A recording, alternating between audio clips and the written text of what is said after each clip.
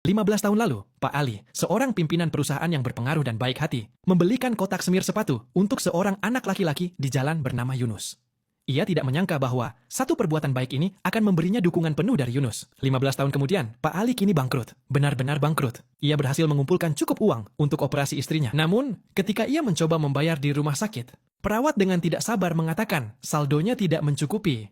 Pak Ali membeku karena baru kemarin ia meminta anak angkatnya untuk menjual rumah mereka. Saat itu, anak angkatnya dan anak perempuannya berjalan menghampiri.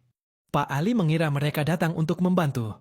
Namun, ketika ia bertanya di mana uang dari penjualan rumah itu, anak angkatnya dengan sombong mengakui bahwa uang itu ada padanya. Pak Ali mendesaknya untuk membayar biaya operasi, tetapi anak perempuannya dengan dingin menolak, mengatakan bahwa membuang-buang uang untuk seseorang yang akan segera meninggal adalah sia-sia. Anak angkatnya juga bersikeras akan menyimpan semua uang itu untuk dirinya sendiri. Pak Ali dengan marah memarahi mereka karena tidak tahu berterima kasih.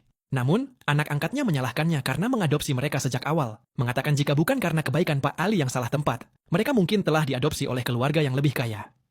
Istri Pak Ali mendengar keributan itu dan bergegas menghampiri, melihat betapa tidak berperasaannya mereka berdua. Pak Ali sangat marah sehingga penyakitnya memburuk saat itu juga. Baru saat itulah ia mulai menyesali pilihannya. Namun, kondisi istrinya mendesak.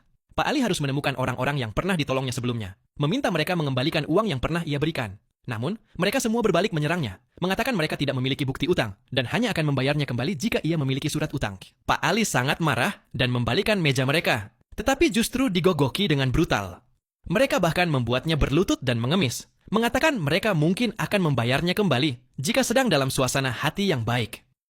Memikirkan istrinya yang sekarat, Pak Ali menelan harga dirinya dan melakukan apa yang mereka katakan. Tetapi mereka mengingkari janji dan hanya menertawakannya, lalu mengusirnya. Saat itu juga, rumah sakit menelepon lagi.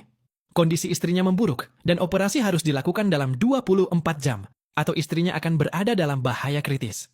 Namun, Pak Ali tidak punya uang tersisa karena ia putus asa. Tiba-tiba, ia melihat berita di ponselnya. Sebuah perusahaan besar akan mengadakan gala amal besok.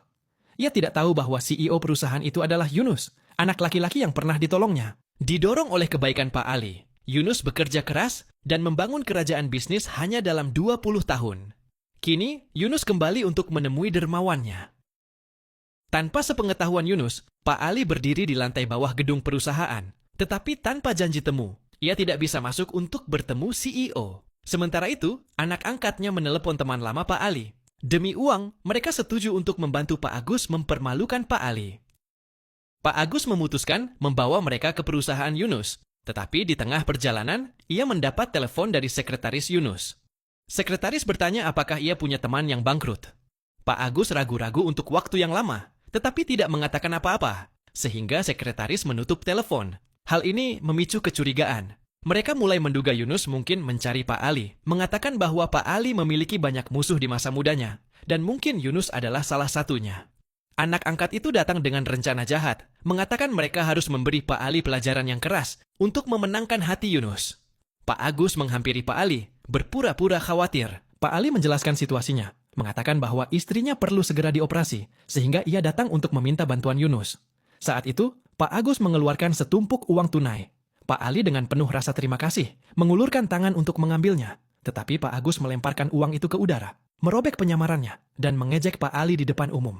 Pak Agus bahkan menyuruh anak angkatnya untuk memancing Yunus, mengira bahwa ia sedang membela Yunus, tanpa menyadari bahwa ia akan segera membayar harga mahal atas tindakannya. Pada saat yang sama, Yunus mengetahui bahwa dermawannya Pak Ali ada di lantai bawah dan tidak sabar untuk bertemu dengannya. Tepat ketika mereka hendak menangkap Pak Ali, Yunus tiba tepat waktu.